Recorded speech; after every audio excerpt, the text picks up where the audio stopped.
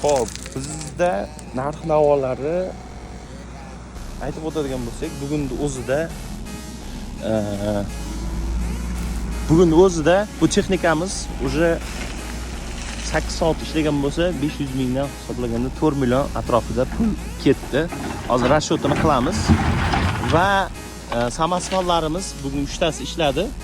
Ularni xotkasiga gaplashganmiz. Xotkasiga hisoblaganda 10 ta 12 ta 22 ta xotka bo'ldi. Shunda 2 million yo'q 5 million 400 bo'ldi narxi. 5 million 400 ga rozi qildik, xudo xohlasa.